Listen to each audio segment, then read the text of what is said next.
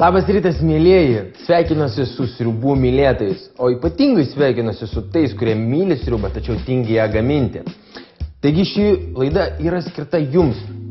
Šitą mes gaminsime šaltą brokolių sriubą su pienu, krutonais, brisūriu ir taip toliau. Tai yra fantastika, tačiau fantastika, kuri labai greitai paruošiama. Mums reikės brokolių, sultinio, brisūrio, krutonų, tai yra džiūvėsėlių, pieno ir druskos. Aš turiu sultinį, kurį viriau prieš keletą dienų, dabar jisai yra subrendęs ir persigėręs įvairiais skoniais.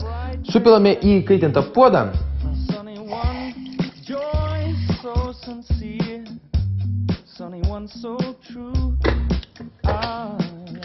Uždegime sultinį tol, kol jisai užvirs. Na, per tą laiką mes galime pasiruošti brokolius. Aš tikrai norėčiau, jog jūs naudotumėte tik tais žaliasias dalis. Ir ruošiant greitą sriubą, sutaupysime laiko. Natūralus daržovių sultinys skleidžia tokį nepakartojamą aromatą. Tad mūsų sriuba kvepės tikrai neprasčiau.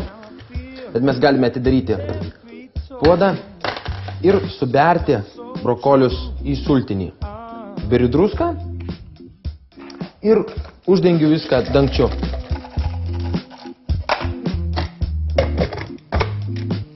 Pavirkime apytiksliai 5-7 minutės. Na, jeigu jūs turite namuose greitpuodį, tai jūs tikrai sutaupysite apie 3 minutės. Jums tikrai patarčiau naudoti kaimišką pieną, kadangi jis yra tikrai riebesnis, tikrai skanesnis ir tikrai sveikesnis. Na, o galų gale pigesnis. Na, per tą laiką, kol išvirs brokoliai, mes pasiruošime brisūrį.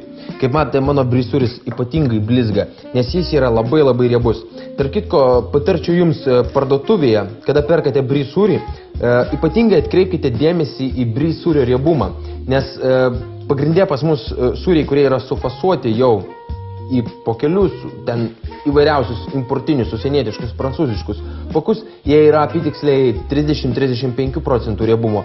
Na, o šis yra 60% ir jisai ypatingai gerai tinka sriuboms, nes labai lengvai lydosi. Supjaustame sūrį kubeliais. Krutonai tai yra naminė duona, supjaustyta kubeliais ir puikiai išdžiovinta.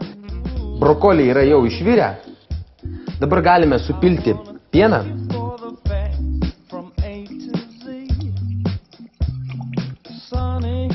Ir palaukti, kol visą tai užvirs.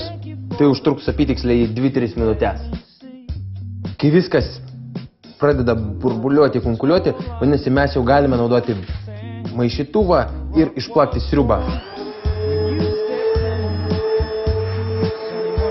Viena iš gerųjų savybių gaminant šią sriubą yra tam, kad pasigaminę mes ją galime valgyti tiek karštą, tiek šaltą.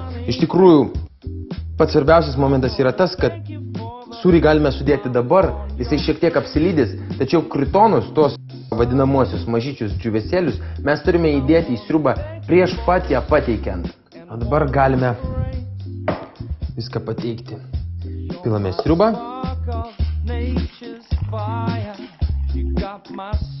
Beriame šiek tiek brisūrio, jisai kaip mat išsilydys sriuboje ir beriame krutonus. Palinkėsiu jums gero apetito, primindamas, jog šios sriubos savikaina yra apytiksliai 6-7 litai pasigaminti 2 žmonėms.